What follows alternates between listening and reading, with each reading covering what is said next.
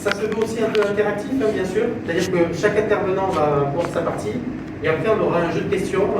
N'hésitez pas à vous lâcher tout ce que vous voulez. On est là pour y répondre dans la mesure du possible, en tout cas. Parce qu'il y a encore pas mal de zones d'ombre. Ouais, voilà, on va les mettre de côté, celle-là.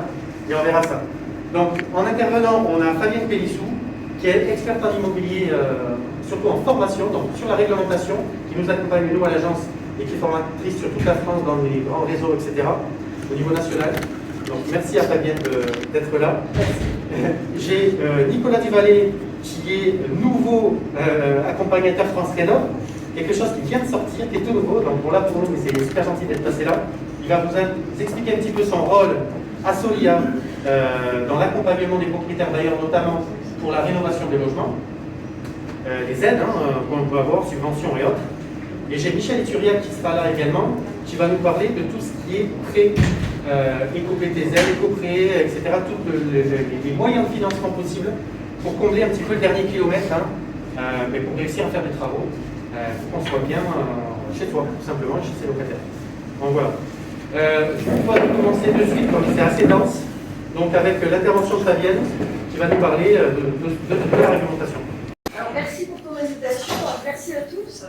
Je tenais à vous dire que vous avez beaucoup de chance en ce qui me concerne. J'ai le bonheur d'accompagner cette équipe depuis un an maintenant. C'est assez inédit, c'est la première fois que je fais ce genre d'animation pour un cabinet qui s'en préoccupe d'ores et déjà, ceux pour lesquels j'ai déjà fait ça. J'ai toujours des gros groupes qui avaient mis des amphis avant de se confiner. Donc c'est une initiative absolument intéressante et largement à notre bénéfice. Alors le sujet de tout ça, vous avez vu beaucoup d'actu depuis un certain temps. On parle de la loi climat. On vous a sûrement parlé, vous l'avez vu à l'échelle de votre parc locatif, de ce fameux nouveau DPE.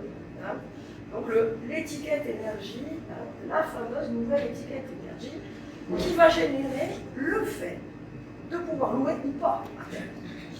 C'est d'ailleurs pour ça qu'on s'en préoccupe dès aujourd'hui, de façon à vous permettre de pouvoir mettre en place un certain nombre d'actions sur votre parc locatif. Vous avez sûrement entendu parler également de cette question de l'audit énergie. On l'abordera un petit peu parce qu'il y a des conséquences. Même si ça ne concerne pas directement le parc locatif, ça concerne tout à fait l'individu. Alors, je suis désolée pour ma voix, mais ça je peux pas faire mieux. Tu peux en descendre parce que là. Ouais, je peux. Oui, allez, bien sûr. Oui.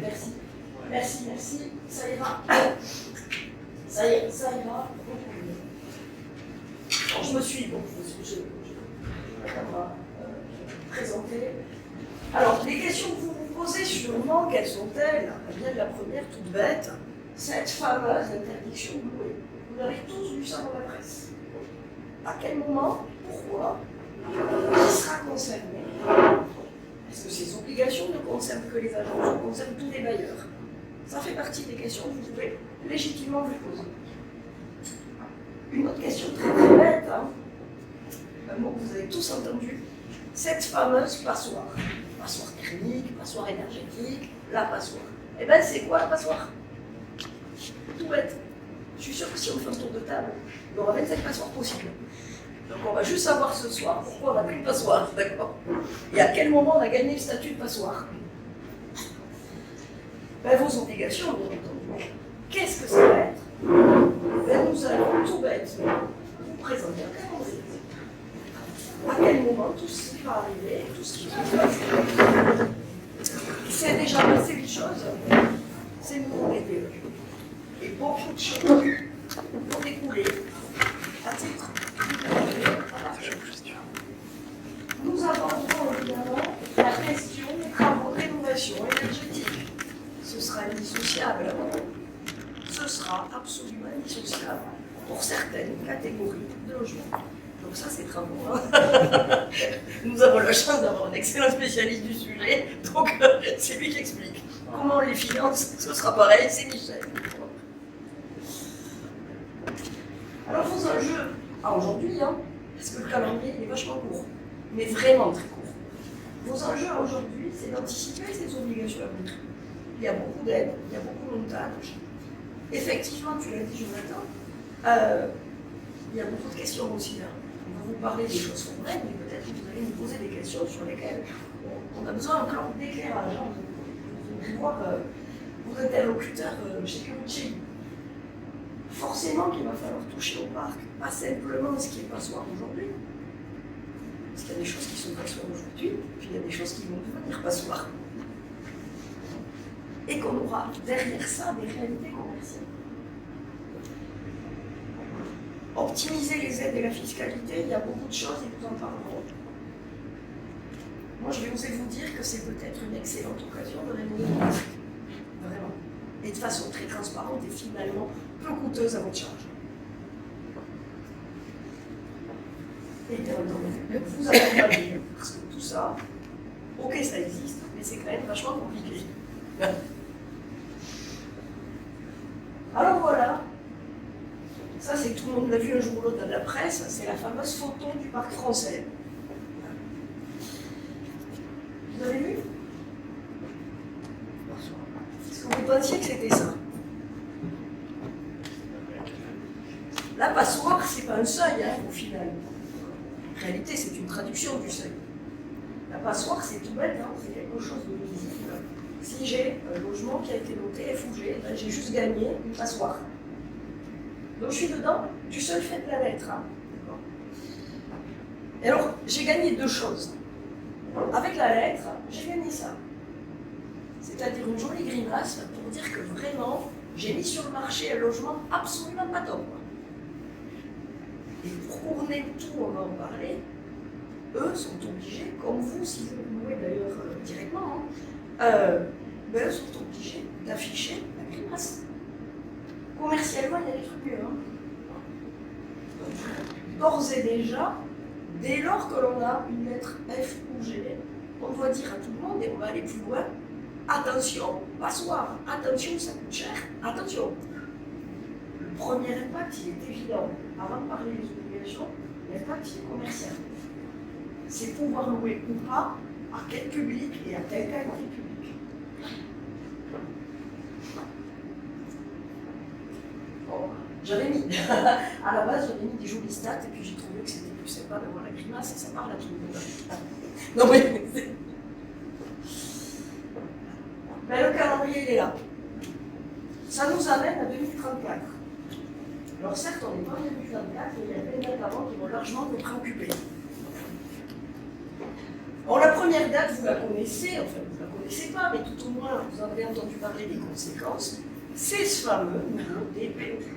Les tickets d'énergie va mettre, on a une nouvelle méthode de calcul qui n'a plus rien à voir avec l'ancienne depuis le 1er juillet.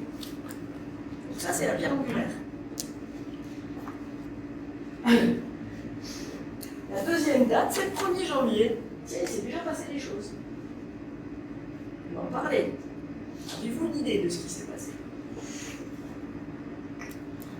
On va en parler.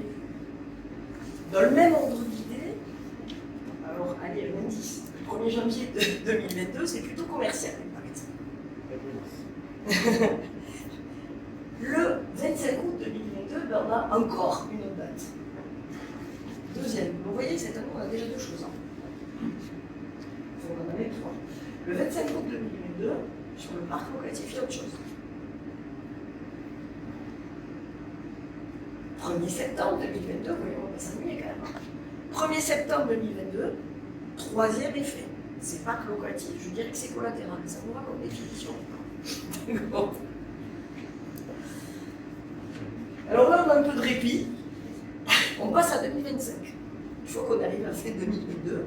Il nous reste 2 ans, d'accord, en réalité. 2025, premier gros impact. C'est la première interdiction du 2028, 2034. On va dérouler le calendrier d'interdiction du web. Mais ce sera passé plein de choses avant. Alors, lesquelles? Ce fameux 1er juillet, non seulement vous avez eu le premier DPE, mais ce nouveau DPE, pardon. Mais ce DPE, il est opposable. Nicolas vous expliquera ce qu'est l'opposabilité. Ou nous tout à l'heure quand on écrit l'histoire. On parlera du DPE. On parlera du DPE tout à l'heure, on vous l'expliquera, mais ça change tout. Ça change absolument tout. Bon, alors qu'est-ce qui s'est passé au 1er janvier? Ben, depuis le 1er janvier, que ce soit votre agence immobilière, que ce soit vous quand vous publiez une annonce, etc., eh bien vous devez afficher non seulement l'étiquette énergie, avec ou sans grimace, vous devez également afficher la fourchette de conso. C'est-à-dire, ton logement, il a telle lettre, mais en plus, il va te coûter tant, puisque c'est une fourchette. Et pour couronner le tout, si vous avez une grimace, vous devrez afficher en belles lettres apparentes logement à consommation énergie excessive. C'est pas vous devrez, vous devez. Alors, quand je dis que commercialement, ça tue, ça tue. Hein? Je vous ai fait des jolis petits dessins. Je vous ai fait une simulation de vitrine, comme ça parlera tout le monde. Alors, les mêmes choses, hein, logement à conso excessive et la fourchette, ça va être pris dans le bac, et quand bien même vous aurez l'idée de vendre, ce sera quand même repris dans l'acte. Et si vous vendiez, ce serait la même obligation d'affichage. Alors, ça, c'est pas que locatif. Alors, ça se corse. C'est pour ça que je vous disais que janvier, ça n'est pas commercial. Après, ça se corse. Qu'est-ce qui se passe au mois d'août? Eh bien, si j'ai une grimace, je ne peux plus indexer les loyers. Terminé. Ni augmenter les loyers. Différence énorme. C'est-à-dire que votre locataire s'en va. Il était là depuis super longtemps, il payait. Vous dites, je vous dis quoi, il payait 500 euros. Entre-temps, ça a augmenté. Et vous dites à Jonathan, dans son équipe, je peux me relouer 750. Il faut que j'ai, ben non, t'es obligé de relouer 700. D'accord? Vous avez un locataire en cours, et il se trouve qu'à partir du mois de septembre, vous devrez indexer son loyer comme tous les ans. Il faut que j'ai, bim, vous l'indexez. Alors, pas de bol, hein, on est en période d'inflation, donc les indices ils risquent d'augmenter. Non mais, pas de bol. Donc, c'est pour ça que je vous mettais ça dans les états commerciaux. Parce qu'on a des grosses obligations. Un peu. On n'est pas à 2025 non plus. Au 1er septembre 2022, c'est totalement autre chose. Ça concerne la transaction, mais forcément, c'est collatéral pour la gestion et la location. Vous avez tous entendu ce mot-là, d'audit énergie. Quand vous vendrez, vous achèterez d'ailleurs, mais à chaque transaction, à partir du 1er septembre 2022, s'il y a une lettre F ou G qui est assortie au diagnostic, eh bien il faudra faire un audit qui sera à la charge du vendeur et à destination de l'acquéreur. Donc si vous décidez de vendre votre parc, si vous arrivez à une date d'acte, je ne parle pas de sous-imprimer, en septembre 2022, vous devrez faire un audit à vos frais, audit qui va recenser absolument tous les travaux qui doivent être faits pour gagner des classes d'énergie avec le coût. Et ça, vous devrez obligatoirement le remettre à vos acquéreurs dans des lignes. Mais aussi commercialement, c'est top. Je vous dis mon visite. Alors, si d'aventure vous achetez pour investir, ce sera la même chose. Vous aurez la même info pour accompagner vos futurs travaux. Alors, il y a une précision malgré tout, hein, même si ça concerne les lettres FG, ça ne concerne en rien tout ce qui est en copropriété. Je ne parle pas de logement collectif, hein, je parle vraiment de copropriété au sens règlement de copropriété. Donc ça concerne tout le reste. Alors, malgré tout, ça a un impact, hein, parce que quand on considère qu'on n'a pas envie de s'endetter avec les travaux, si on vend, on a déjà cette obligation qui est applicable. Et on arrive à l'audio. 1er janvier 2025. Qu'est-ce qui se passe? Alors, la profession a coutume de dire que l'on intègre la lettre G aux critères de décence. Les critères de décence, c'est quoi? C'est toute une liste qui existe déjà. C'est toute une liste de critères nécessaires pour pouvoir louer un logement. Alors là-dedans, il y a la ventilation, là-dedans, il y a le chauffage normal, ce qui arrive à voir avec des PE, là-dedans, il y a la sécurité des locataires, un certain nombre de choses, l'eau chaude, l'eau froide, les surfaces minimales. C'est ça. Et bien le DPE en 2025, il arrive dans ces critères. Ce qui veut dire qu'à partir du 1er janvier 2025, si vous avez un logement avec une étrangère, vous ne pouvez plus le louer. Terminé. D'accord? Alors après, il y a les audits d'énergie qui remontent, mais on n'est pas encore en 2025, je vous en parle pas. Après, on va glisser. Et puis, c'est l'histoire qui se répète. 1er janvier 2028, c'est la lettre F qui va être interprétée. Et puis, on arrive à 2034, et ce sera la lettre E. Ce qui veut dire que la condition devient très courte, c'est que nous sommes la pire des lettres, ça va être D. Ce qui aujourd'hui est une lettre à peu près bien, plutôt bien. Vous imaginez qu'on va. Je voudrais aussi préciser, on entend beaucoup, le calendrier ne sera pas tenu, on ne sait jamais. Il faut aussi comprendre que tout ça, c'est dans le cadre des engagements de la fameuse COP 21 et COP 26. On est à l'échelle d'engagement européen, c'est juste la traduction française. Donc les chances de passer à travers les mailles du filet, elles sont quand même assez faibles. Il ne faut pas spéculer sur l'idée de ce ne sera pas tenable. Parce que la France n'est pas seule décisionnaire. On était le pays le plus en retard sur le sujet, mais la traduction, c'est les merveilles. Non mais. Voilà, vous êtes d'accord avec cette interprétation. C'est un peu ce constat-là, oui. Voilà, la traduction, c'est des merveilles. Alors, je vais reparler de l'intégration aux critères de décence, après, quelle que soit la date, on s'en fiche. Non seulement on va intégrer, si je ne pouvais pas louer entre-temps, j'ai pu faire des travaux pour remonter d'une lettre ou deux lettres, pas encore.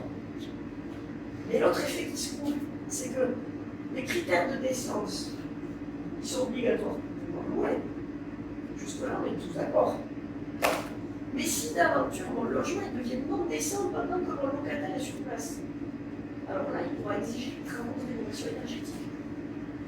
Parce que la décence, c'est pas le cadeau, c'est pendant toute la vie du bail.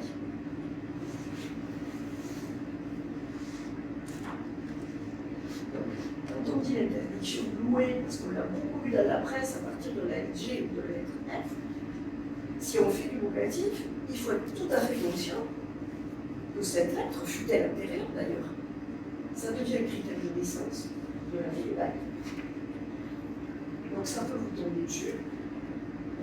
Si vous avez un locataire aujourd'hui, vous pouvez louer avec une LG, il y a 0 débat. En revanche, s'il est dedans au 1er janvier 2025 et qu'il a envie de vous sauver une très bonne année, vous envoyez un courrier qui coûte cher. Non mais, c'est ça. C'est tant qu'on le disait en basant les interdictions de louer, entre les aides, l'optimisation, etc., sincèrement, il y aura toujours des solutions. Tout le monde est là pour dire ça. C'est comment je vais anticiper le parc dans lequel j'ai déjà des locataires, sur lequel j'ai des risques. Parce qu'anticiper en plein 2025, ça en 3 ans. Non mais.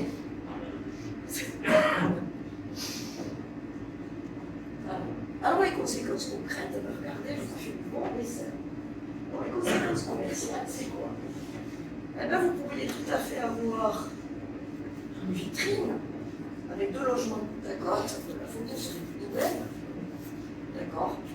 Alors j'ai pris les mêmes loyers, j'ai pris une jolie photo, hypothèse totalement vraisemblable, mais pour tout, que l'on parle d'une agence ou du bon point d'ailleurs, on s'en fout, hein. D'accord? De côté, vous avez le côté, c'est pas génial, mais c'est que. Et puis vous avez cette fourchette. Et puis au même loyer, vous avez la climace, l'autre fourchette et la mention. Si vous voulez vous loger, lequel vous allez demander à visiter en premier? L'impact immédiat, c'est le risque de vacances. Clairement. Et le risque d'incompréhension aussi. Parce que vous risquez d'avoir des locataires qui comprendront très mal l'histoire de l'opposabilité dont on parlera tout à l'heure et qui vont réclamer des travaux, ce qui va être une vie à l'as. Mais commercialement, c'est ça l'impact. C'est on fait cohabiter deux choses.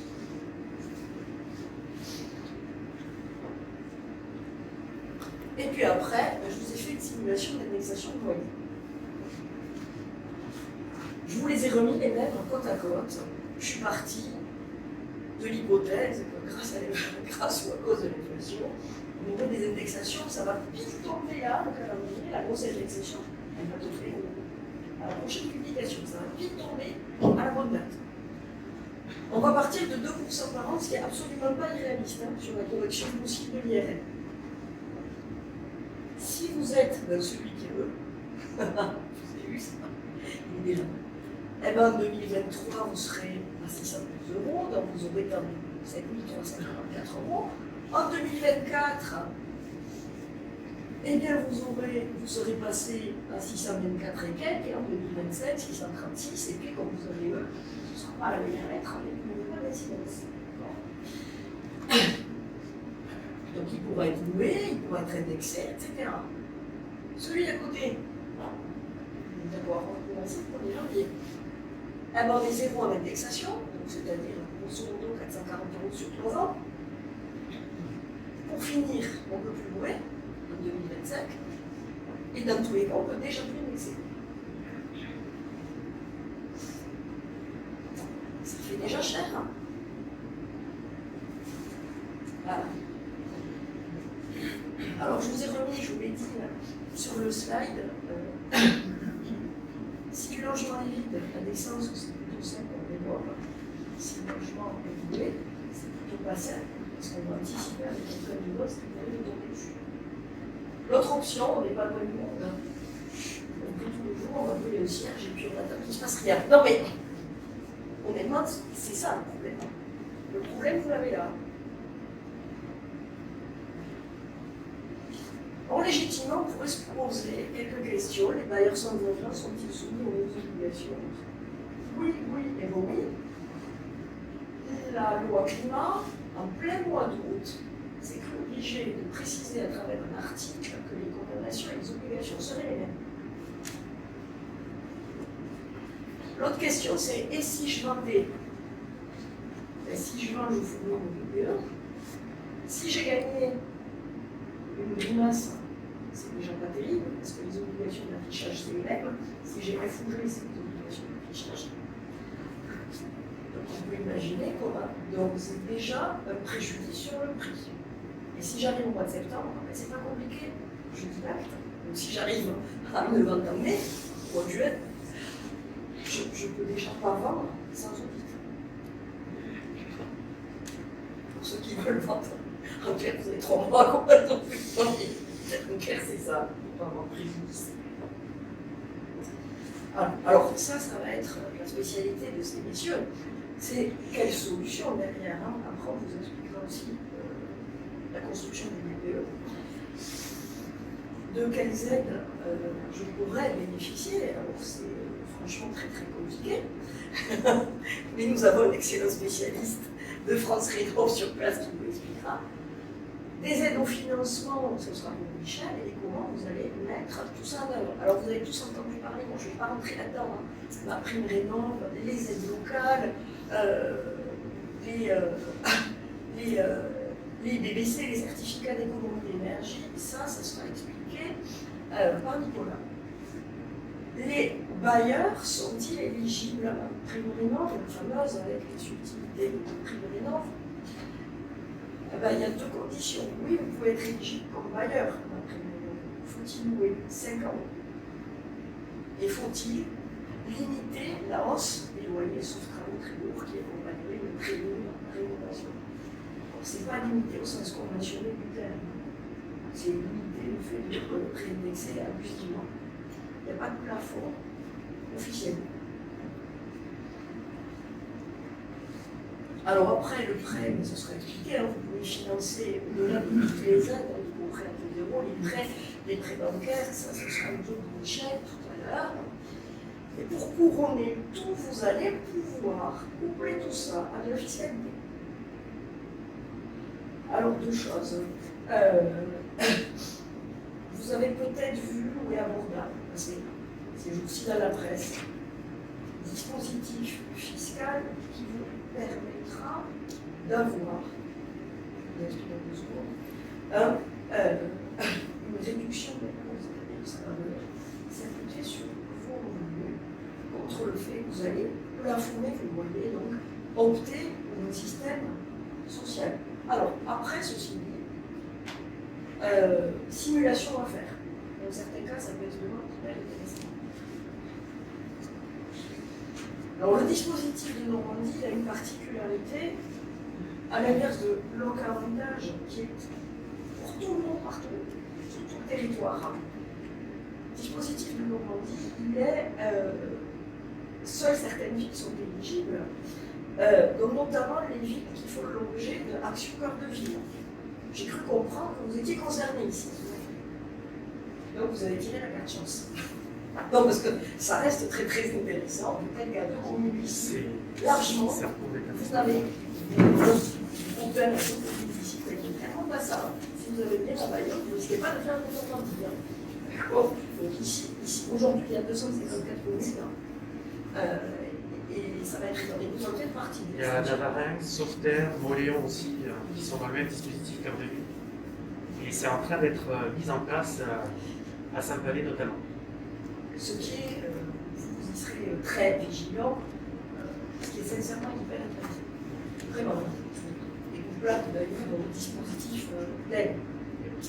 Voilà. Alors, l'OC Avantage, je vous parle du principe vite fait. Alors, je peux préciser par rapport à l'OC Avantage, c'est la pure actualité, c'est tout chaud. Donc, toujours.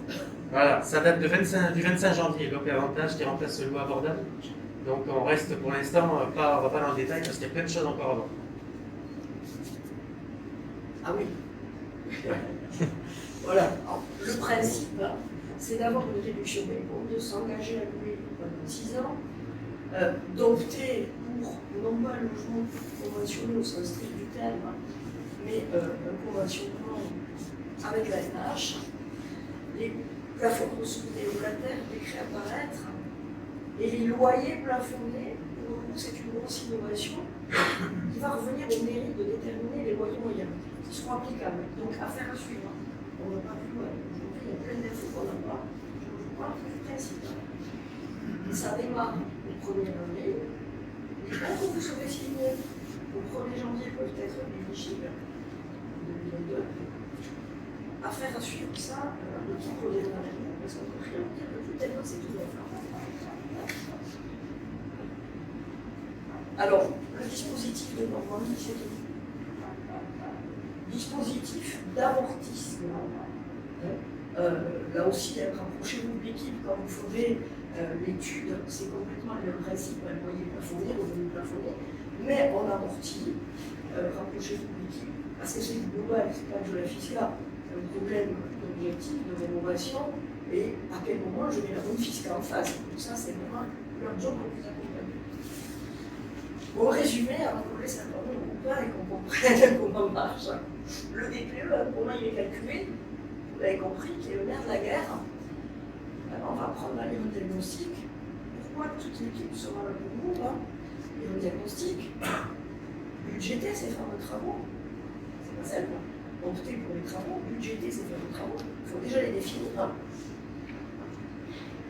Il faut solliciter les aides, les financer, monter le dossier. Derrière, une fois qu'on a fait tout ça, il faut accompagner la rénovation et optimiser la fiscale. Alors ça a l'air très bon comme ça, mais je répète que c'est une chose unique et inédite et je suis absolument convaincue de remettre très sérieusement le parc animal. Et que vous êtes à ce titre-là parfaitement bien accompagné. Donc, je vous remercie pour cette partie-là. Et je crois qu'on a pu vous donner Merci beaucoup Valérie pour cette intervention. Est-ce que déjà vous avez des questions peut-être sur le sujet? La durée du DPE. La 10 ans. 10 ans. Pas mal. D'accord. Et le dispositif de Normandie arrive à faire au 31 décembre, ça a été prolongé. Alors, le Normandie, c'est conditionné par le fait d'acheter le bien. Oui, tout à fait d'accord. Et le dispositif en soi, il était prévu de faire le 31 décembre. Il a été prolongé. Il a été prolongé. C'est pour ça qu'il y a quelques représentants de la mairie, il faut accélérer. Je sais que c'est pas à vous, je sais que vous faites ce qu'il faut. Mais en tout cas, voilà, faire bénéficier les bailleurs de cette disposition-là, donc ça soit en place. Quoi. Voilà.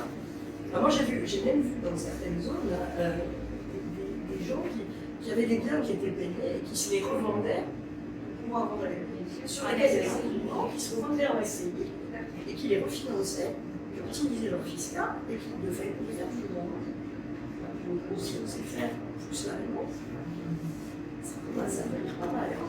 Je pense qu'il y a encore ça dans la visibilité. Tout à fait. C'est une sorte de filière C'est ce qui est de la exactement. Pour ceux qui connaissent. Est-ce que vous avez d'autres questions à ce stade? Pour l'instant, non. Donc là, on va vous parler du DPE, parce que on en a parlé beaucoup du DPE. On va juste rapidement vous expliquer ce que c'est. On va vous montrer à quoi il ressemble, avec les différentes choses. On va parler un petit peu d'opposabilité. Est-ce que Nicolas, tu veux venir aussi? Bien sûr. Spécialiste. Ouais.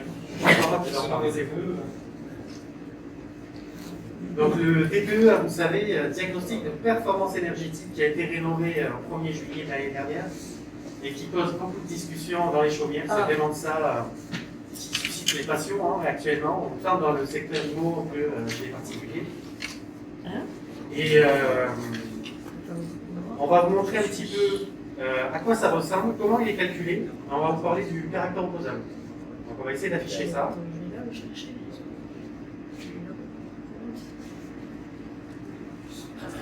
Là, il faut que je sois bien pour la cloche. Non, mais pas. Toujours pas.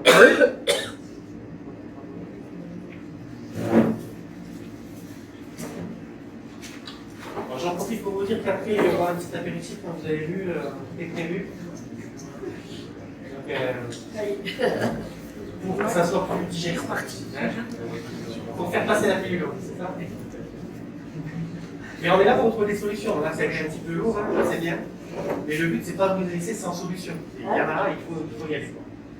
Voilà le DPE à quoi il ressemble.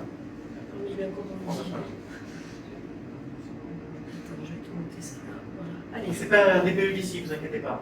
ouais. On a fait attention de pas mettre. J'avais la question, c'est pour ça.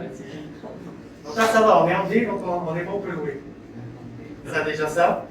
Donc, je vais laisser déjà peut-être Nicolas nous parler de cette fameuse opposabilité. Qu'est-ce que ça veut dire une opposabilité maintenant du DPE? C'est un peu technique. Quelles conséquences ça peut avoir? Enfin, la conséquence la plus simple, c'est que du coup, le DPE peut être remis en question, finalement, tout simplement. Donc, il peut être remis en question par le locataire, par exemple, C'est ça, surtout. vis-à-vis donc de vous en tant que bailleur et vis-à-vis surtout du diagnostiqueur qui l'a réalisé. Donc ça devient un outil, voilà, un outil de force, on va dire, pour le locataire.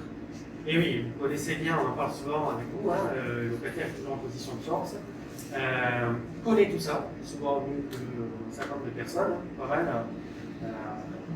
Ils ont ces informations et ils n'hésitent plus maintenant à le faire valoir. D'accord? Donc le locataire pourra mettre en œuvre le DPE qu'on est obligé de lui fournir, utiliser les propres informations qu'on lui donne contre son bailleur. C'est un petit peu, on lui donne un peu le marteau en direct, quoi, c'est ça. Hein, donc tout l'intérêt de faire ce qu'il faut en amont pour éviter ces situations-là. Le sang.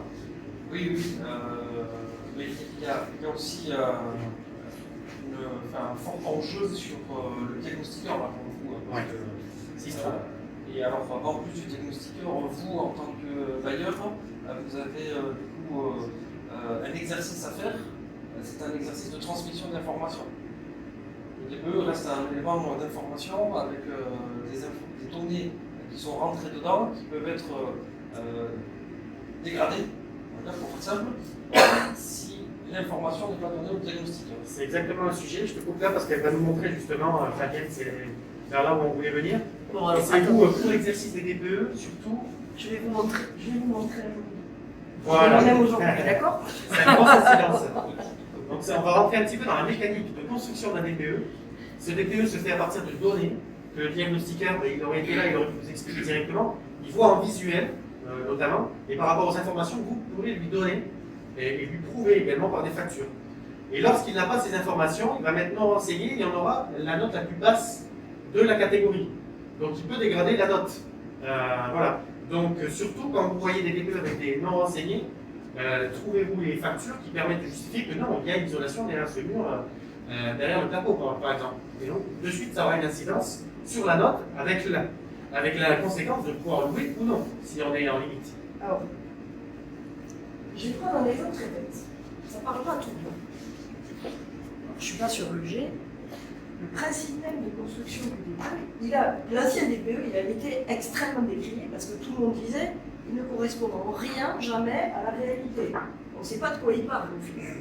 Alors, ce qu'il faut comprendre aujourd'hui, c'est que déjà le nouveau DPE, il ne parle plus de chauffage, il parle d'énergie globale.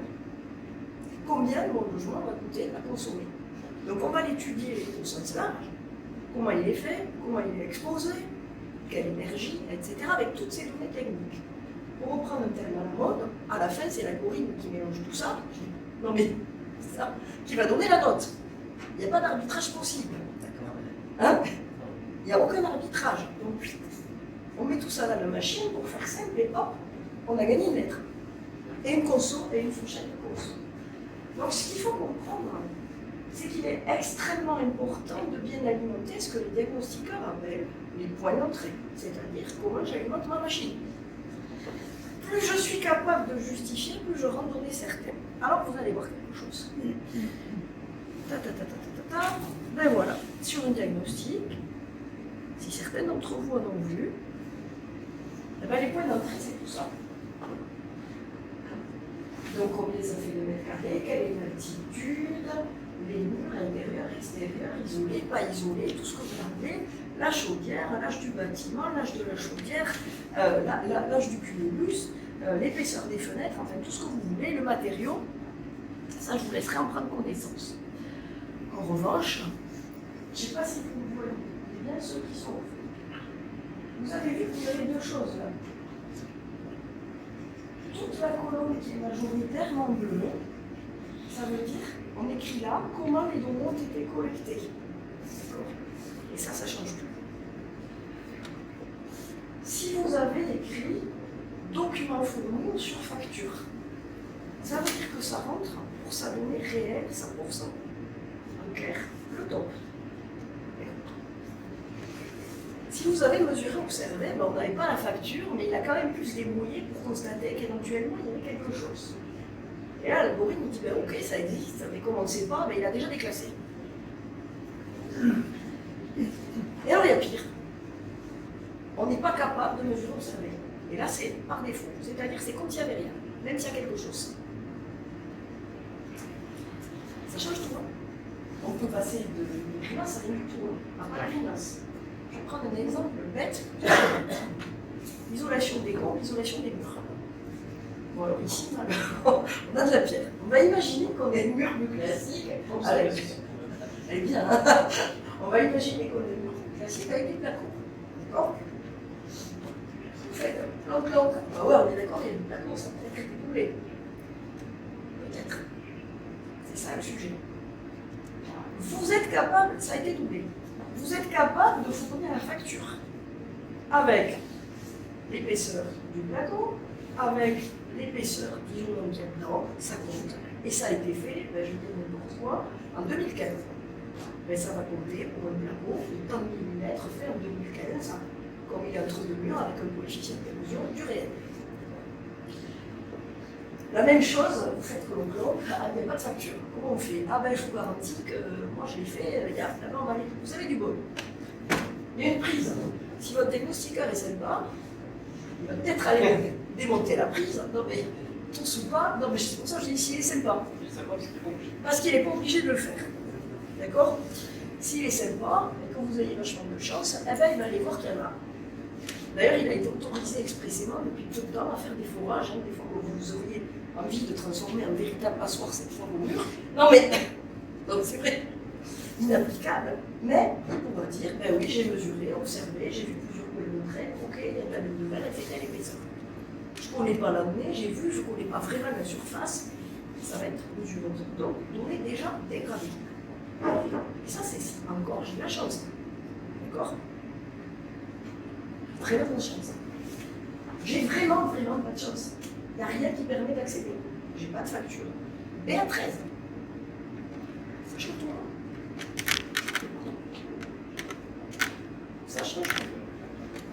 c'est plus facile dans les combles, accessibles, non accessibles. Les combles, j'ai la facture, j'ai telle épaisseur de l'univers, caractéristiques, etc. telle année, coefficient des mouvements. J'ai pas la facture, ben, il y va, il vérifie, et puis il regarde un peu l'épaisseur, c'est assez, pas assez, il fait comme on peut mesurer, observer. Et les comptes ne sont pas accessibles, j'ai 0, même si j'ai ça. Donc, tout ça pour vous dire que si votre agence vous envoie aux archives pour récupérer les factures de vos biens en location, c'est pas pour le plaisir de vous faire remuer la poussière, hein, c'est pour vous sauver la peau. C'est vraiment pour être au plus près des données réelles, parce qu'on a déjà fait à certains endroits des simulations. Quand vous êtes en F-limite, très sincèrement, d'aller ressortir les factures, ça peut vous amener en j'espère qu'à ce stade, vous serez tous obligés que ça changeait complètement la donne. D'accord. Donc c'est hyper important d'être en mesure d'avoir des données réelles, de les communiquer à votre agence, de façon à ce que les DPE que vous mettrez soient le plus près possible du réel, parce que le préjudice à la fin il va être pour vous. De toute façon, La question c'est la facture. Hein. Dès qu'on aura des DPE avec des lettres VG, on a déjà informé quelques propriétaires, on vous informera bien entendu de la chose. Et on verra avec Julien Goélec, qui fait le diagnostic avec nous souvent, les possibilités, on va voir s'il y avait non mesuré, etc. Et on essaiera d'améliorer la note ensemble. Lui fait ça gratuitement, hein, il est très gentil avec nous, il fait des simulations. Et grâce à cet outil, on pourra aussi lui conseiller sur des travaux minimum à réaliser pour passer une lettre. Parce que des fois, ça ne se joue pas à grand chose. Il y a quelques simulations, même sans passer forcément toujours par les aides. Quand on est en limite. Une petite ventilation. Ventilation. Voilà, il y a plein de petites choses qui permettent à moindre frais, entre guillemets, de passer dans les clous. Donc nous, on est là aussi pour. On n'est pas là pour vous demander de mettre de l'isolation par l'extérieur, etc., comme on peut vous recommander là.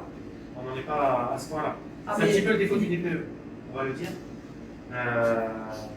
En fait, il y a ce double exercice à présenter aussi d'une première action simple, on va dire, qui peut permettre effectivement de sortir de cette façon thermique, si c'est le cas. Et après, le deuxième objectif, c'est de justement vous donner la grille de lecture avec un bouquet de travaux qui vous permettrait d'aller en B.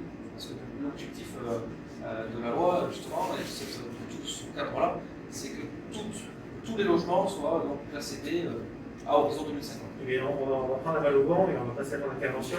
Justement, ces fameux bouquets de travaux, etc. On va passer à l'intervention attendue de Nicolas par rapport aux aides, d'imprimerie, etc. Il va vous expliquer son rôle. Est-ce que vous avez des questions sur ce fameux DPE? Oui.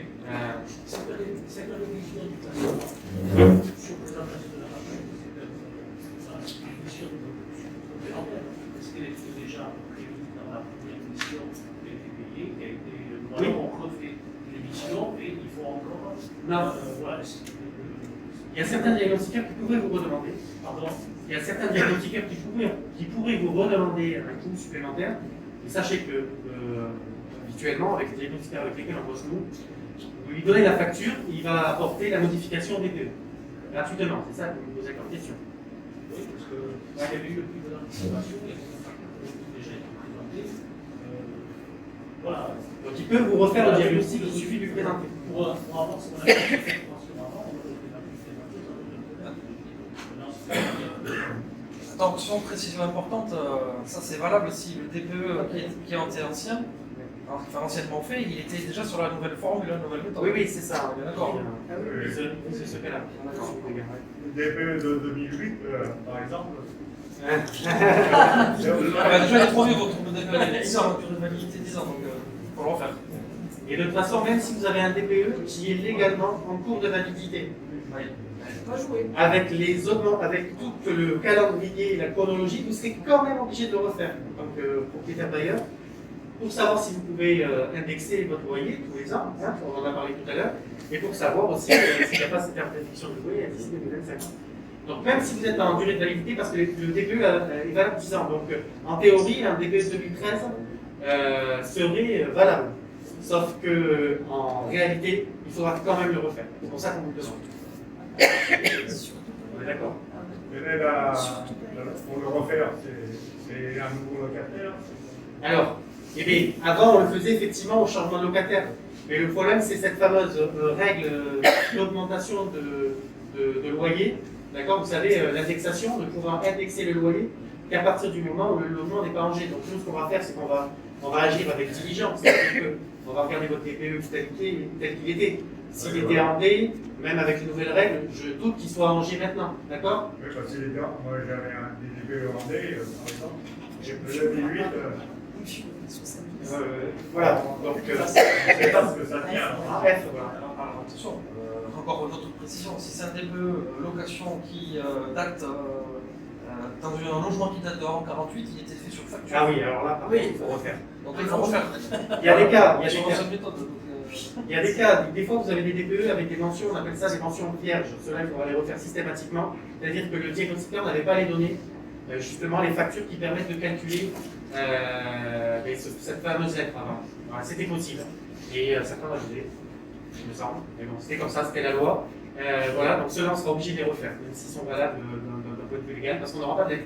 On ne saura pas quelle est la vraie consommation d'énergie pour ce logement. Et de toute manière, une des raisons qui explique le passage en passoire de certains logements, c'est effectivement ces logements anciens avant 48 qui avaient un DPE établi sur facture de consommation des occupants, qui aujourd'hui passent en méthode dite conventionnelle avec tous ces paramètres qui sont rentrés.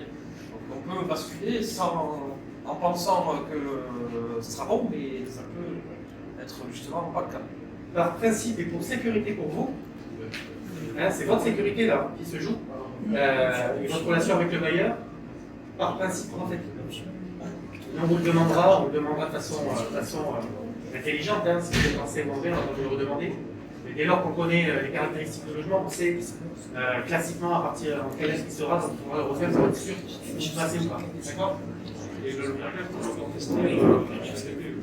Le locataire pourra dire que si effectivement il y a un DPE qui dit qu'il en est en D par exemple, avec une consommation de temps à temps, avec 2 000 € par an par exemple maximum. Et si en fait le locataire dépense 3 000 €, là il pourra se dire qu'il y a une difficulté sur la réalisation du DPE, il pourra remettre en cause le diagnostiqueur, dire qu'il n'a pas fait bien son travail. Et ça peut avoir une conséquence pour le bailleur dans le sens où le bailleur ne savait pas. Et du coup il n'était pas en E, il était en F. Donc il a loué alors qu'il ne devait pas louer, enfin, vous voyez, il y a des choses qui se déroulent derrière.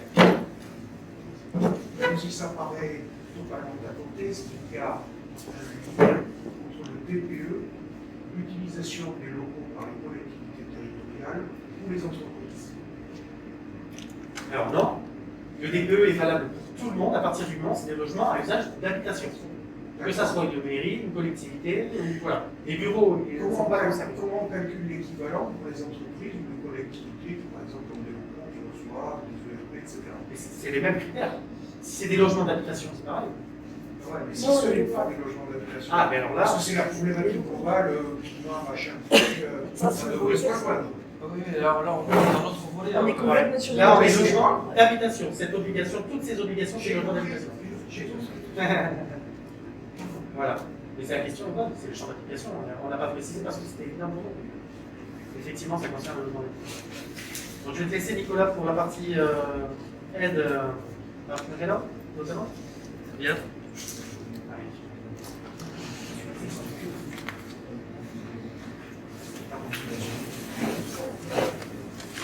Alors, connaissant la complexité du sujet, vous verrez que je vais essayer de simplifier les choses et de rester dans des informations assez générales sur les aides financières. Bien entendu, vous pourrez me poser des questions par la suite. Donc, je me représente, Nicolas Duvalet, je suis conseiller aujourd'hui avec la casquette et le logo France Rénov'. Vous me voyez, vous l'avez peut-être déjà vu, vous avez peut-être vu la pub à la télé, je l'ai vu, ça m'a fait un peu peur. Et donc du coup, vous avez compris, on a un nouveau nom, mais je suis conseiller depuis longtemps. Certaines personnes ont déjà eu des contacts avec moi, probablement. Et donc la mission ne change pas énormément, donc je vais vous les décrire avant de passer à la question donc, des aides financières. L'inscription aujourd'hui de l'espace conseil de France Rénov' chez Solia, c'est quelque chose qui est porté. Donc c'est le fameux guichet unique d'information et de conseil, le service public de conseil sur la rénovation énergétique qui est donc sur tout le territoire du Pays Basque. Et vous aurez peut-être aussi cette information Elle s'appelle la plateforme Info Énergie du Pays Basque, pour ceux qui étaient à nos côtés déjà ultérieurement. En fait, les espaces s'appelaient Info Énergie. Donc on a fait ce petit lien évidemment historique sur ce nom de cette plateforme. Juste pour l'explication, donc aujourd'hui notre plateforme est financée par le programme SAR, Service d'accompagnement à la rénovation énergétique, qui est en fait un cofinancement région et C2E. Donc les fameuses primes énergie, les certificats d'économie d'énergie. Et évidemment, vu que c'est le territoire qui est couvert intégralement donc, le Pays Basque, l'agglomération Pays Basque finance également donc, cette plateforme. Ce financement vous permet d'être accompagné gratuitement par nous, les conseillers France Rénov'. Nous sommes 4 conseillers cette année et donc vous aurez donc, cette possibilité de nous contacter via nos différents moyens. On verra après. La première porte, vous l'avez compris, c'est donc cette plateforme Info Énergie ou France Rénov'. Vous verrez forcément les deux noms.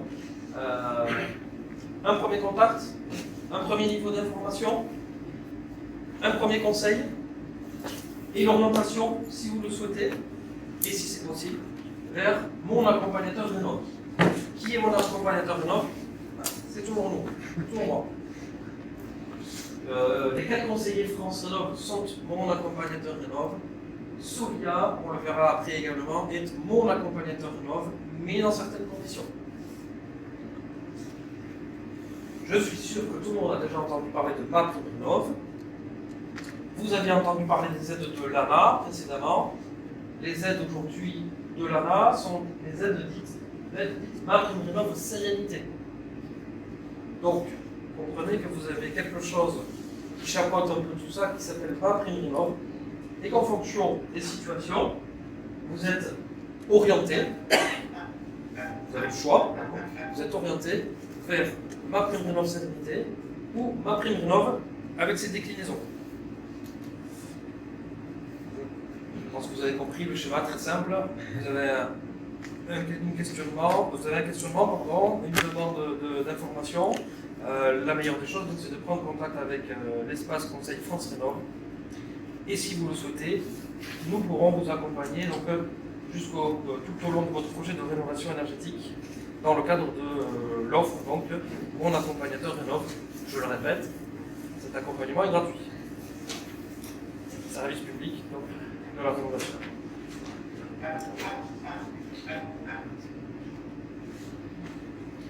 Sans vouloir rentrer dans le détail, les déclinaisons de MaPrimeRénov', MaPrimeRénov' par action, on va dire, plus simple, MaPrimeRénov' Sérénité, sous condition, on va les voir après, MaPrimeRénov' copropriété, encore quelque chose à part. Sachant que cette aide, ces 3 formes d'aide, peuvent se cumuler dans certains cas. Tout le monde connaît, tout le monde a entendu parler des C2E, tout le monde a entendu parler des prix des distributeurs d'énergie. Par exemple, on va faire une démonstration. Les aides de ces fournisseurs donc, sont des aides en fonction des travaux, des revenus des occupants, d'ailleurs c'est pareil, bien entendu, et ont tendance à baisser. Il y a déjà une première baisse ce début d'année, il y en aura probablement une autre d'ici le mois de mai.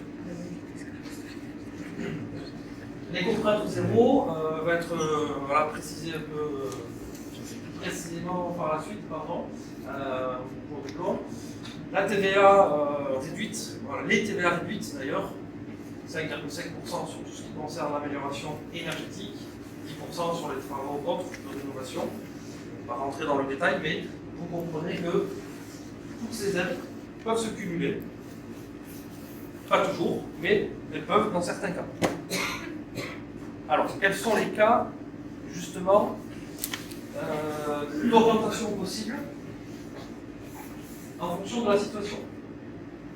Aujourd'hui, la porte d'entrée, quand on vous questionne par rapport donc à votre projet et ses aides financières, c'est quel est votre revenu fiscal de référence? étape obligatoire pour caractériser votre code de couleur, bleu, jaune et rose. Mettez-vous une ligne fictive ici entre donc les modestes et les très modestes, les bleus et les jaunes, qui sont les ménages, qui sont éligibles aux aides à l'aide MaPrimeRénov' Sérénité. On parle là de ménages propriétaires occupants. On verra par la suite, juste après, que les propriétaires bailleurs, il n'y a pas de condition de revenu pour être éligible, si on veut, à MaPrimeRénov' Sérénité. Donc vous avez compris aussi, ceux qui sont en violet ou en rose ne sont donc pas éligibles à MaPrimeRénov' Sérénité. Un propriétaire bailleur qui fait des travaux dans le logement qu'il met en location, s'il souhaite bénéficier de MaPrimeRénov', c'est bien donc, votre revenu final, donc cette grille, il faut regarder. Bien d'accord. Pour MaPrimeRénov'. J'y reviendrai après. Ici, je commence par vous parler de MaPrimeRénov' Sérénité, tout en vous rappelant que pour les propriétaires occupants, on a bien cette notion de revenu, hein, des plafonds de revenus sous condition, les fameux bleus ou jaunes. On oublie cette condition financière pour un bailleur, puisqu'en fait, pour un bailleur, c'est le conventionnement du logement, pour faire dire différemment, c'est d'ailleurs le plafonnement du loyer qui va donner un montant d'aide, également les fonctions des travaux qui sont faits. Donc, je ne peux pas être plus précis que cette fourchette très large, puisque en fonction de projets, autonomie, insécurité, dégradation, là il y a la notion d'essence qui revient dans la dégradation, justement, ou de l'énergie, on a donc des fourchettes très larges, donc d'aide possible. Et on a cette fameuse possibilité d'abattement fiscal qui est donc depuis quelques jours, très peu de jours, vous l'avez compris, donc le loc avantage. Ça s'ajoute aux aides, l'abattement fiscal. Oui. Oui. Ça s'ajoute. Par exemple, 62% d'aide plus l'abattement fiscal. Oui. C'est ça. Dans l'hypothèse où vous souhaitez vous orienter vers MaPrimeRénov' Sérénité, parce que vous savez que votre projet est éligible, ou parce que vous devez vérifier que votre projet peut être éligible, quel qu'il soit, cette plateforme-là est donc votre plateforme où vous devez vous inscrire. Cette plateforme vous met en relation avec un opérateur, alors appelé maintenant mon accompagnateur Rénov', ce qu'on appelait les opérateurs ANA jusqu'au 1er janvier dernier. Donc l'opérateur ANA, mon accompagnateur Rénov', sur notre territoire, c'est son cas. On a cette particularité, cette facilité sur notre territoire d'avoir donc une plateforme qui porte donc, les deux, on va dire, accompagnements possibles. Au titre de dispositif sur le territoire, les occupants et les bailleurs sont accompagnés de manière gratuite, du coup, à déposer ce dossier de demande d'aide MaPrimeRénov' Sérénité. Donc vous avez noté, mon projet ANA, c'est MaPrimeRénov' Sérénité, c'est pour un bailleur un engagement de location, un loyer conventionné avec un plafond et un abattement fiscal possible. Si vous êtes dans la configuration souhaitée de ne pas conventionner le logement, donc de pratiquer un loyer libre, dans ce cas-là, vous pouvez, en tant que bailleur, demander, déposer votre demande d'aide MaPrimeRénov'. Notez de suite que la plateforme n'est pas la même. Donc maprimerenov.gouv.fr. Alors, n'oubliez jamais de mettre .gouv. Hein. Ouais. Sinon, vous êtes orienté vers d'autres sites internet. Ouais.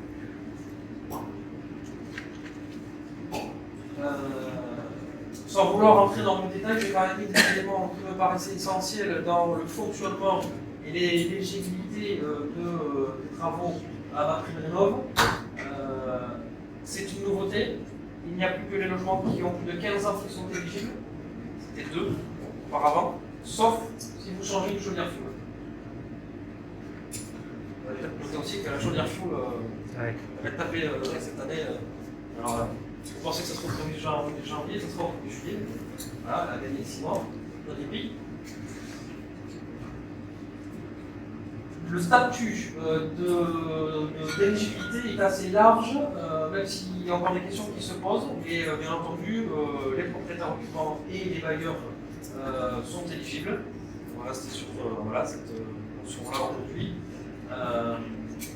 Même si vous voyez qu'il y en a d'autres qui sont éligibles. On parle toujours, bien entendu, de résidence principale. Vous avez déjà compris qu'il y avait ces catégories de revenus, donc le bleu, jaune, violet, rose.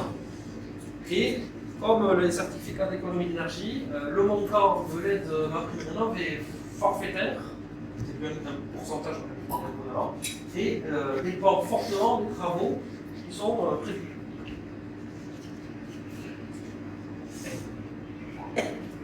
Vous avez le bénéfice, sur 5 ans maximum, de 20 000 € de MaPrimeRénov', cumulé différentes actions. Si vous êtes un propriétaire bailleur, vous ne pourrez demander que 3 MaPrimeRénov', c'est-à-dire 3 logements que vous mettez en location, plus éventuellement le vôtre si vous faites des travaux chez vous, en tant que propriétaire occupant. Attention, ça c'est 3 pour la durée de vie du dispositif. Et là, je tire aussi votre attention sur quelque chose qui est méconnu. On parle d'aide MaPrimeRénov', je prends l'exemple de 2 000 € pour nos pompes à chaleur. Attention, cette aide elle peut être plus basse, ce qu'on appelle donc écritée, par rapport aux règles d'écrêtement des aides de l'ANA. Si vous avez des aides par ailleurs, je prends évidemment l'exemple du C2E, si vous avez des aides une aide locale, voilà, il n'y en a pas forcément là, sur notre territoire, mais attention, vous allez peut-être être impacté, je dirais, sur le montant de l'aide MaPrimeRénov', puisque donc ces règles de décrètement appliquées. Alors, aujourd'hui, vous avez compris, si vous souhaitez demander l'aide MaPrimeRénov' par action, c'est donc le site maprimerenov.gouv.fr. Il n'y a pas d'accompagnement dans ce cadre-là, de la demande. Si vous souhaitez bénéficier ou demander l'aide MaPrimeRénov' Sérénité, c'est donc monprojet.ra et il y aura un accompagnement de la part de Solia pour vous aider à déposer la demande. Pour finir, si vous souhaitez nous contacter, bien entendu vous retrouverez vos coordonnées sur le site national, le nouveau site francerenov.fr.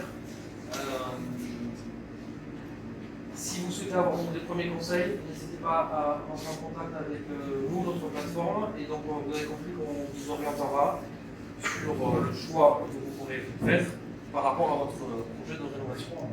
Tu as sur Saint-Palais, tu ouvres. Oui, merci de préciser. Voilà. J'ai oublié de voir. Je vais une fois par mois à Saint-Palais et Montléon pour ceux qui souhaiteraient me rencontrer physiquement ici à Saint-Palais sans aller jusqu'à Bayonne. Et je tiens à la permanence du coup à la maison de service public. Voilà. Et rassure-moi, pas tout seul, la Solia, pour ça. Tu viens à la permanence ici. Non, mais j'ai un peu peur, parce que. Alors, en fait, aujourd'hui, on a une équipe. Alors, on est 4 conseillers France Rénov'. 4 conseillers France Rénov' à Solia. Ouais. Ok. Et il y a une équipe dédiée, spécifique, pour MaPrimeRénov' Sérénité. D'accord. Voilà. Et deux choses, de services séparés. Donc, voilà. J'espère pouvoir répondre à toutes vos demandes de sollicitation.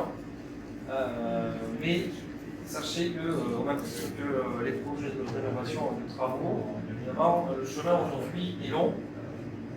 Et attention à ne pas vouloir précipiter les choses. Je dis ça aussi pour un autre élément, une information à retenir très important. Les demandes d'aide se font avant de signer les devis des entreprises.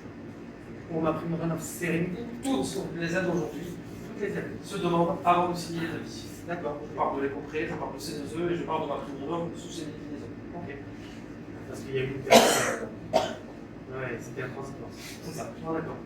Donc retenez bien, si vous voulez bénéficier d'aide, MaPrimeRénov', que ce soit MaPrimeRénov' ou MaPrimeRénov' Sérénité, on passe le voir avant la réalisation ou en tout cas la signature de devis. Même avant de rencontrer les entreprises, Ouais, si vous voilà, souhaitez, on peut être très en amont, une information de premier niveau pour déjà caractériser votre projet et vous orienter d'ores et déjà sur un éventuel dispositif. Est-ce que vous avez des questions de moi? Tu parlais que vous pouvez faire jusqu'à 3 rénovations. On va le faire en locataire, comme pour la prime CE. Non, MaPrimeRénov', c'est pas pour le locataire. Donc on ne peut pas déroger à ces trois-là. Ok. D'autres questions? Non, on va passer à l'intervention de Michel. Parce que les aides ne financent pas, comme vous savez, 100% du montant, qui peut être important. Donc il y a toujours un petit peu cet effort financier à faire quand même, même si ça en gagne au final, mais Michel va nous donner un peu les clés du bon financement.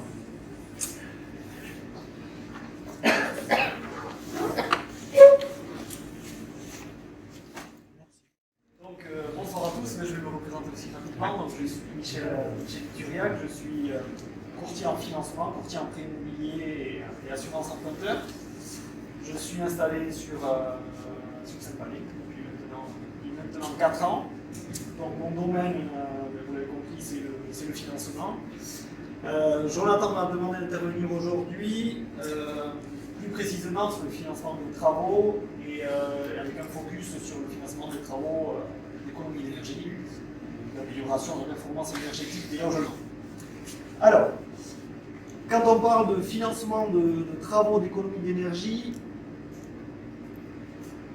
bien évidemment, on pense d'abord à celui-là, ce prêt-là, l'éco-crato zéro. Donc l'éco-crato zéro, on l'appelle aussi les aides, me permet de financer, comme je vous l'ai dit, les travaux de rénovation énergétique. Donc c'est un prêt qui est à taux zéro, comme son nom l'indique, et qui peut être compris entre 5 000 et 5 000 euros selon les travaux que l'on va réaliser. Ça, on verra le détail un petit peu après. C'est un prêt qui est accordé évidemment sous condition aux propriétaires bailleurs, aux propriétaires occupants et également aux SCI. Aux SCI, alors attention, il faut que ce soit des SCI non soumises à l'IS, à l'impôt sur les sociétés. Ce sont des SCI à l'impôt sur le revenu. D'accord? Et petite chose aussi également importante, on n'y pense pas toujours, mais les syndicats de copropriété sont également éligibles à ce prêt à taux zéro là pour la partie évidemment commune. Ensuite, charge à chacun des copropriétaires de financer les travaux pour la partie privative. D'accord? Et ça, c'est vrai qu'on a tendance à oublier cette partie-là, mais c'est important. Par contre, attention, les syndicats de copropriété sont éligibles sur ces travaux-là, sont éligibles à l'éco-crato zéro que jusqu'en décembre 2023. Pour l'instant, en tout cas, c'est cette date-là qui compte. Ok? Autre chose importante, parce que ça n'a pas toujours été le cas, l'éco-crato zéro n'est pas soumis, ou n'est plus soumis à condition de ressources. D'accord? Donc aujourd'hui, il est ouvert clairement à tout le monde. Hop! Si on rentre maintenant un petit peu plus dans le détail de cet éco-crato zéro et notamment des travaux concernés, il y a en fait deux familles de travaux qui sont essentiellement concernés par ce crato zéro là. C'est les travaux d'isolation et les installations d'équipements d'économie d'énergie. Et ensuite, il y a un autre volet qui est plutôt la performance globale du bâtiment. D'accord? Concernant l'isolation et l'installation d'équipements, donc voilà, par sous-famille, on va dire les travaux éligibles. L'isolation thermique de la toiture, donc l'isolation des combles, notamment, l'isolation des murs qui donnent sur l'extérieur, l'isolation thermique des fenêtres, des portes donnant sur l'extérieur, donc la transparence à cet incident, à tout ce qui est double vitrage, etc. L'isolation des planchers bas, voilà, tout ça c'est pour la partie isolation. Et ensuite, en termes d'équipement, il y a les équipements de chauffage et les équipements de production d'eau chaude sanitaire, donc les chauffe-eau, qui utilisent une source d'énergie renouvelable. Voilà, ça c'est le premier volet des travaux éligibles à cet éco prêt à taux zéro. Hop. Alors, on voit pas très bien.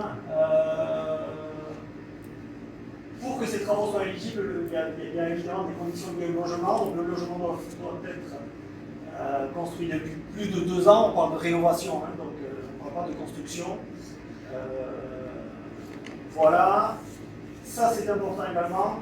Le logement doit être alors, soit votre résidence principale, propriétaire occupant, soit ça doit être la résidence principale de quelqu'un d'autre. D'accord ? Donc soit du locataire, soit éventuellement de la mise à disposition, je ne sais pas si vous avez un logement, un enfant, sans loyer, ça peut fonctionner aussi. Mais il faut impérativement que ce soit une résidence principale. Les résidences locatives, on oublie. Les résidences secondaires, on oublie. Ok ? Autre chose importante, les travaux doivent être réalisés impérativement par des artisans qui détiennent le signe de qualité RGE. D'accord ? Donc là, il y a toute une liste qui est assez facilement accessible sur Internet d'artisans qui ont la qualité RGE. Il faut impérativement qu'ils aient ce label-là pour pouvoir faire les travaux et donner droit à l'éco-prêt. Ok ? En termes de montant, donc tout à l'heure je parlais de 7 000, voilà, donc 7 000 €, c'est le plafond lorsque l'on fait une seule action sur les parois vitrées. Donc typiquement, on décide de changer uniquement les fenêtres, de mettre du double vitrage au lieu du simple vitrage, on ne pourra demander que 7 000 € de prêt. Même si vous en avez pour 15 000, 20 000 € de travaux, on n'ira pas au-delà de 7 000 €. Les banques n'iront pas au-delà. Ok ? Ensuite, autre plafond, 15 000 €, c'est lorsque on fait des travaux d'autre nature. On parlait d'isolation, vous décidez de faire les doubles vitrages plus l'isolation, ça fait 2 travaux. Alors non, pardon, là je suis à 25 000 €, 15 000 € c'est pour les autres travaux, par exemple l'équipement d'une chaudière, par exemple. D'accord ? 25 000 € pour un bouquet de 2 travaux, 30 000 € pour un bouquet de 3 travaux plus. Okay, ça c'est les plafonds de prêt. Cet éco-prêt-là est évidemment cumulable avec les autres aides qu'a présenté tout à l'heure France Rénov', donc l'ANA, les CEE, les prêts à taux zéro pour l'accession à la propriété. Voilà. Et ensuite, deuxième volet de cet éco-prêt à taux zéro là, donc là on est plus sur l'amélioration du niveau global du logement. Donc là, bon, sans rentrer trop dans le détail des consommations, etc., retenez juste qu'en fait, il y a un audit énergétique qui est fait au départ, avant les travaux, il y a un audit qui est fait à l'issue des travaux, et voilà, il faut arriver ensuite dans ces 2 niveaux de performance-là, une consommation ou un gain énergétique de moins 35% par rapport à la situation initiale. D'accord ? Donc là, on est déjà sur des travaux d'une ampleur déjà beaucoup plus importante que tout à l'heure où on était vraiment sur certains types de travaux. Pour ce volet-là, c'est celui-là qui donne le droit effectivement à l'enveloppe la plus importante des coprêts à taux zéro. Tout à l'heure, on était effectivement sur 30 000 € maximum. Là, on peut aller jusqu'à 50 000 €. Mais encore une fois, on est aussi sur des travaux d'une ampleur autre. Ok ? Le remboursement, c'est un prêt qu'il faut le rembourser, même s'il est à prêt à taux zéro. Donc, il y a une durée maximale de remboursement qui est de 15 ans pour le premier volet, isolation, équipement, d'amélioration énergétique, 15 ans, et 20 ans pour le deuxième volet, la rénovation globale, d'ampleur. Ok ? Et ça, c'est important aussi de le savoir, parce qu'on a plutôt tendance à l'oublier.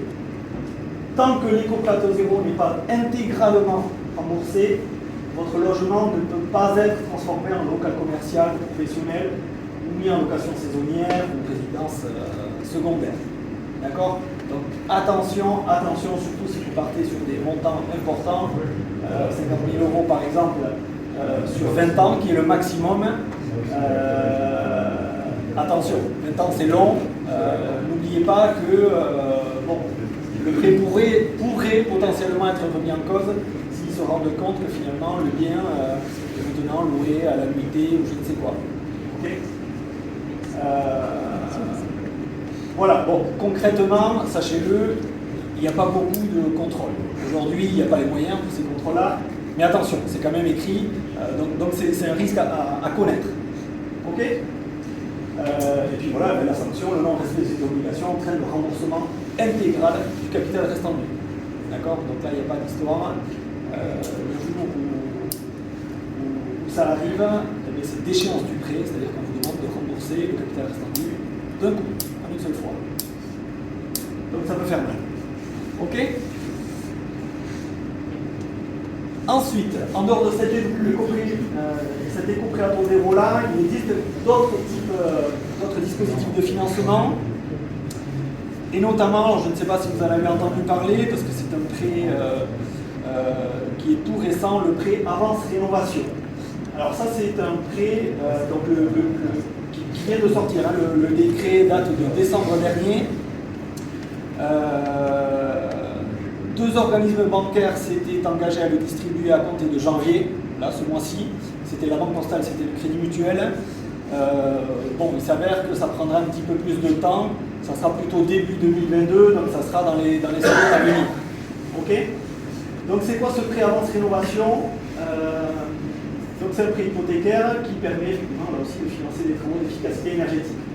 Donc le principe, assez intéressant sur le papier, c'est de rembourser la somme empruntée lors de la vente du bien immobilier ou de sa succession. Donc c'est une avance en fait qu'on vous fera sur la vente ou sur la succession.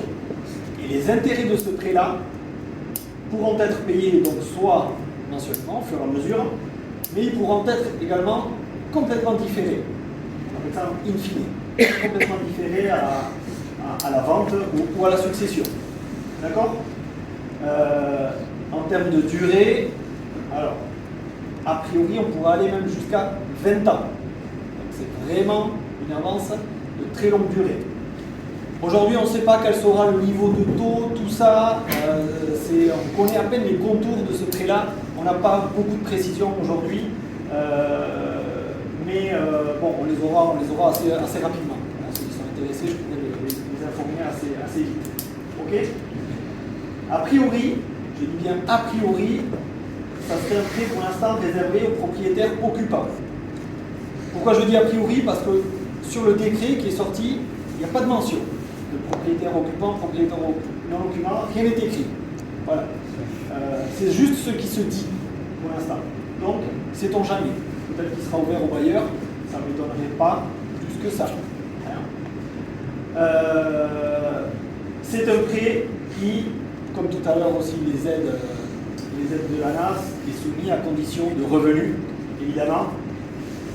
Et c'est un prêt, particularité là aussi, qui est garanti. Il y a une garantie de l'État en fait à hauteur de 75% de la perte encourue. Donc grosso modo, gardez en tête que non seulement il y a une garantie hypothécaire sur ce prêt-là, ils prennent une hypothèque sur le bien, mais il y a aussi l'État derrière. Le but, en fait, c'est très clairement de faciliter l'accès à ce prêt-là. Pour être très clair, ce prêt-là, il est plutôt évidemment dédié à financer le reste à charge, hein, une fois que les aides, les 60% ou 70% d'aides ont été octroyées, il y a un reste à charge, c'est ça, mais c'est plutôt pour un public très clairement qui aurait des difficultés à accéder au crédit, d'accord, des difficultés liées aux revenus, parce que faible revenu, qui est un endettement important, mais des difficultés aussi qui sont liées à l'âge, hein, tout simplement parce que voilà, le public âgé peut avoir plus de difficultés à obtenir un financement, surtout sur des durées qui peuvent être assez longues. Voilà. C'est plutôt quand même ce public-là, il a plutôt vocation en tout cas à financer ce genre de public-là pour l'instant. D'accord ? Les précisions, on en aura assez rapidement. Ok? Voilà, donc prêt intéressant sur le papier, à voir maintenant précisément quand on aura tous les critères. Et je vous ai mis là également d'autres prêts qui existent. Alors là, par contre, on est vraiment sur des prêts pour les propriétaires occupants. Donc il y a Action Logement. Donc ça, c'est plus pour les salariés du privé ou les salariés agricoles. Il existe des petits prêts, alors c'est des petits prêts, hein, toujours intéressants, jusqu'à 10 000 € à 1% sur 10 ans. Voilà. Certaines mutuelles, certaines complémentaires santé aussi vous permettent de faire des petits prêts bonifiés. Donc là, je pense notamment aux fonctionnaires actifs ou les fonctionnaires retraités qui peuvent bénéficier de prêts CASDEN, de prêts MGEN. C'est soit des prêts à taux très réduits, soit des prêts avec une garantie qui est gratuite. Voilà. Il existe aussi des prêts CAF, distribués par la CAF, par la MSA. Alors là, attention, on est sur des tout petits montants, hein, on parle de 2 000 € maximum. Mais bon, l'un dans l'autre, voilà, on arrive toujours à aller chercher quelques petits trucs. Et il existe aussi quelques fournisseurs d'énergie, EDF notamment, qui fait des prêts pour l'amélioration énergétique du logement. Donc là aussi, je vous invite à aller voir tout simplement, soit sur leur site, qu'est-ce qu'ils proposent à leurs clients. Pour en savoir plus. Ok. Ben voilà, ben moi j'ai terminé ma présentation. Vous avez parlé de prêt hypothécaire, ça veut dire qu'il faut hypothéquer le bâtiment ou le logement. C'est pas neutre ça. C'est pas neutre. Parce que c'est cher quand même C'est ça. pas neutre. Ouais, bien sûr, il y aura un coût. Ouais. Il faut pas le revendre tant que c'est pas remboursé. Alors, l'hypothèque et aussi le coût de l'hypothèque est aussi fonction du montant du prêt. D'accord? C'est-à-dire que Oui, mais quand c'est hypothéqué, c'est le bâtiment qui est hypothéqué. C'est le logement, l'ensemble du logement. C'est pas le montant du prêt qui est hypothéqué, c'est le logement. Oui, il y a l'hypothèque effectivement sur le logement entier, Mais et voilà. le coût de l'hypothèque est fonction du montant du prêt. Du montant du prêt. Le coût du prix. D'accord. Si vous faites un prêt de 2 000 €, vous aurez un coût d'hypothèque qui est complètement différent d'un prêt de 200 000 €. Voilà. D'accord? Même si c'est le bien en entier qui est hypothéqué. Ouais, ça veut dire que le bien, vous ne pouvez pas le revendre tant que vous n'avez pas régularisé votre situation. Mais c'est le principe du prêt viager hypothécaire, c'est-à-dire que vous régularisez votre situation à la vente du bien. Voilà. C'est le principe de ce prêt. Alors ce prêt-là est à surveiller, même s'il est pour des revenus modestes, parce que on a ici peut-être, et vous le savez, des propriétaires qui n'ont qu'un seul logement, qui est le complément de revenu, et qui ont des petites retraites, d'accord, et pour qui peut-être ce prêt sera intéressant, parce que malheureusement, ils n'ont pas forcément les travaux, c'est compliqué, les fonds nécessaires pour faire les travaux, et on ne pourra plus louer parce qu'on est en FONG. Et donc, ce petit prêt avance rénovation, dans ces cadres-là, je sais que ça existe ici, on en a dans le parc, pourra peut-être, si les conditions le permettent, ça on va le voir dans les futures semaines avec Michel, pour être intéressant dans ces cas particuliers-là. Donc moi, il a surveillé ce prêt. C'est le fameux dernier kilomètre. Bon, merci beaucoup Michel, en tout cas pour toutes ces précisions. N'hésitez pas à le consulter, il est à Saint-Palais, il est ici, c'est le régional d'étape, hein, voilà, il est là. On va vous donner tous ces renseignements, et de toute façon, on travaille, et il nous dira aussi. D'accord? Merci Michel. Voilà. J'avais prévu un autre segment autour des travaux, parce que maintenant, il faut faire ces travaux. On a vu le financement, on a vu les aides, on a vu la réglementation. Et voilà, donc j'avais fait venir quelqu'un pour parler de ça. Malheureusement, mais voilà, oblige, c'est comme ça. Juste une chose à vous dire, c'est que l'ensemble de ces prêts, de ces aides sont conditionnés à la mention RGE des artisans. Donc il y a des artisans ici, hein, voilà, vous en connaissez tous ici, on est très liés avec nos artisans locaux. Il faut qu'il y ait cette qualification de RGE pour pouvoir bénéficier de ces différentes aides. S'il n'y a pas de qualif RGE, malheureusement, on ne pourra pas obtenir ces aides avec cet artisan, c'est comme ça. Voilà.